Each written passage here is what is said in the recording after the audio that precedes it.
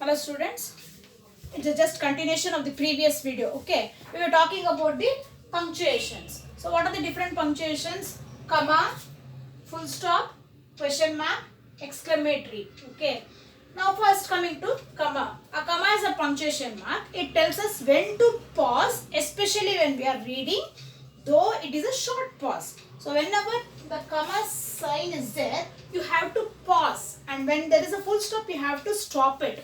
There is a difference between pause and stop. We set the bunch of roses in a vase, the curtains, the bed sheet, and his clothes. So when this word "and" comes, you should not give any punctuation. You should not give any punctuation. See, observe the textbooks and all.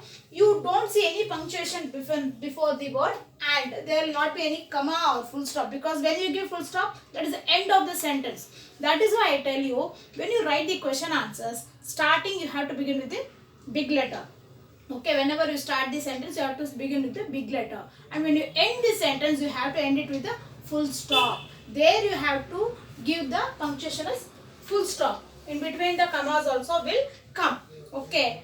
And we separate items with the commas when we list them in a sentence. Notice that there is no comma before "and." Before "and," there will not be any punctuation. Try reading this sentence without the commas and you will understand the difference. For example, I will just read the sentence. Place commas in these sentences. First one, there were rubies, sapphires, emeralds, diamonds and golds in the boxes. So at a stretch we are reading it because there is no proper punctuations. For example, there were rubies, sapphires, emeralds, diamonds and gold in the boxes. There I am ending the sentence. So you just compare both the sentences, how I read now and the previous one. There is a difference. Okay. Visitors, courtiers, ambassadors and common people could be found in the king's court. Like at a stretch I am reading because there is no comma. If a comma is there, I will pause for a while. If you understand this grammar part, then while reading the textbook also it will be very, very useful for you. The king's garden was full of roses, lilies, tulips and pansies. Even here also there is no comma. So you can use this as a activity. Okay, you can just write it and place the comma in, and you can use it as a homework activity also. Same, you can write all these sentences in your homework books and you try to give the comma. When you understand this punctuation, it will be very, very useful when you go for the higher classes also. Fourth one, sparrows, nightingales, robins and larks visited the king's garden every day. Only full stop is given, but comma is not given there. So where you have to mention sparrows, nightingales and all are the name of the birds. So you have to insert comma between the each word. The king turned his daughter, the curtains, the bedsheet, his clothes and the flowers back to their original form. See, even here also at a stretch they are given, but you have to place the comma here. Okay, place the comma before the sentence. This is called as a comma, full stop, question mark and exclamatory. This is the use of comma. And next coming to the exclamation. One more is there called as exclamation. That come to page number 22. Okay, in page number 22 you have one more two existing punctuations. One is question mark and the one is exclamation. First, a question mark is placed at the end of a sentence to indicate that we are asking something and are seeking an answer. That is a general thing everybody knows. Whatever we come on, write question and answer we tell. What is your name? After writing that sentence, what kind of a punctuation we are giving? Are we giving full stop? Are we giving comma? Are we giving exclamation? No, we are giving question mark. Why we are giving question mark? We are asking a question, isn't it? So the question mark is denoted to ask something. Okay, and we want to expect answer from you. That is why we are giving question. That is the use of question marks.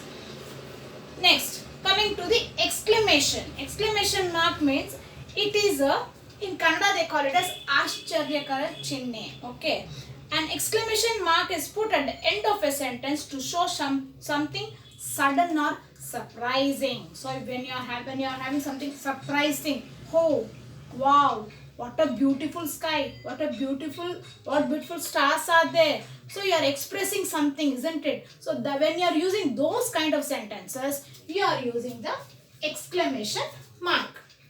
Wow, what a beautiful dress. So when you what a beautiful watch you have, when you are asking, when you are just expressing something, then we are using this exclamation mark. It is called as exclamation. Okay. What a splendid garden this is. This is awful. Ouch, this insect bite hurts. Fantastic, you solve the puzzle. So you are just encouraging something and then you are telling wow, very good. When you are telling like that, then you are giving the punctuation mark as a exclamation. Okay, an exclamation mark is put at the end of a sentence to show something sudden or surprising. It also shows strong emotion such as anger, joy or disappointment. When you are very angry also, don't go get out like that. When you tell like that, when you use those kinds of words also, there is an exclamation mark. What fun. Oh no, help me. All these are, you are expressing something, your emotions are being expressed there. So during that time we use what kind of an string punctuation? It is a exclamation. What a splendid garden this is. This is awful. Ouch, this insect bite hurts. Fantastic, you solved the puzzle. I just won the medal. So all these are sentences containing of the exclamation mark. So these are the basic things. Later on when you go for the higher classes, surely everything will be studied in detail. If you come to know all these punctuations and everything, your grammar will be very useful for you. Okay. Hope it is useful, children. Thank you.